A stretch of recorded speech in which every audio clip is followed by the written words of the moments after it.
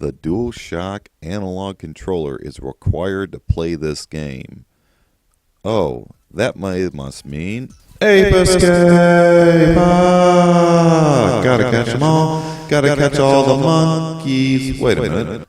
This is a game that takes you to different periods in time throughout to catch all the monkeys, even though the name of the game blatantly says apes. That's like saying this is a powerboat racing game, but yet all you get to play is as jet skis. Yes, they both need water. Yes, they're somewhat similar, but they are clearly not the same. But nevertheless, no matter what you call them, the gameplay probably wouldn't change anyways. The premise of this game is simple. There's a certain number of monkeys in each stage, which you have to capture with your net, and you are able to use your variety of gadgets, such as a helicopter gadget that kind of flies you around. You also have a hula hoop thing that darts you forward really quick, knocking out enemies in your path. You also have a mini RC car, which is useful for when you need to unlock a switch that is in a hard to reach place. And you also have your slingshot, which you can pout enemies from a distance.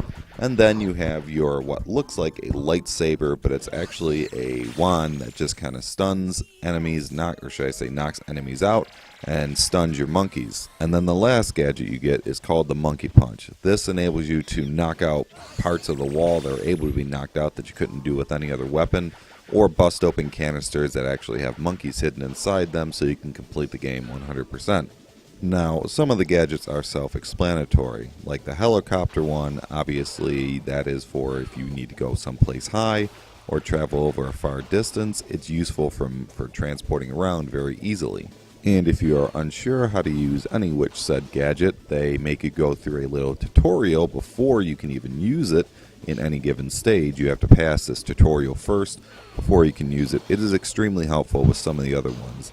Like the hula hoop one, for example, you have to spin that around and you can run forward and knock enemies out, but it also makes you go quicker so you can get underneath doors faster. Now, in order to spin that around, you need to spin the right analog stick around in a circular motion fairly quickly, which does tire out your thumb fairly quickly because you will be spinning that sucker extremely fast, especially to keep your helicopter in flight, because if you stop that thing, well, you're going to drop to the ground. Or with your hula hoop, if you stop, you could potentially fall off a bridge that is falling behind you. But aside from the added stress that this game adds onto your thumbs, it is fun to play and is extremely underrated as far as a PlayStation game were to go. And with that also being noted, I want to say it is one of the very few that do actually require you to have a Duel Shock controller, as you use the left analog stick to move around. The right analog stick is where you use all your gadgets. Obviously, your X, square, circle, and triangle buttons is how you change your gadgets, and you use the D-pad to control the camera. Now, using the D-pad to control the camera can get a little confusing, and compared to today's practices, is just impractical. And speaking of odd control, you use the R2 button to jump as well. I will say it is nice to have a game that is fully utilizing the Duel Shock controller if it says it requires it, and it also set the precedent of how games were going to utilize the controller in the near future.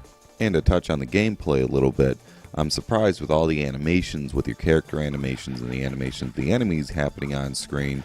The game doesn't seem to lag all that much like you would see, and a good example of it is if you look at Spyro the Dragon, of how that seems to lag when certain things happen on screen and the speed of the game. This game tends to go, it seems like, the same speed with more animations, and it seems to keep up with it fairly well, and that's something worth noting. And another thing I should have noted earlier, each monkey in this game has their own personality, meaning one monkey may be able to run faster than another. Some monkeys have weapons which they do shoot you, and depending on the type of monkey's personality, they might have really high attack, which means they might have a really good weapon, or some other monkeys might have a very weak attack but might be extremely fast, or some other monkeys just might not give a shit and just chill there and just go, catch me, and then just freak out if you get near them and wailing their arms. And if you're curious to see each stat of what monkeys that you've caught anyways, if you go into where you go to save, there's actually a monkey book which you can look up to and see each monkey that's in each stage, and they are all uniquely named, and there it shows their attack, shows their speed, and it shows how easily or not easily they are alerted to your presence when you get near them,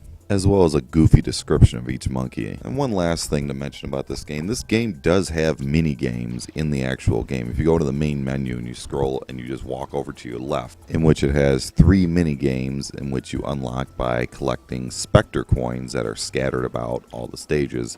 There's anywhere between 1 to 2 Spectre coins in each stage, so be sure to collect them all if you want to play these 3 mini games. And on that note, that is Ape Escape for the PlayStation 1. So until next time, see you later. Goodbye. That's it. Go home. Oh.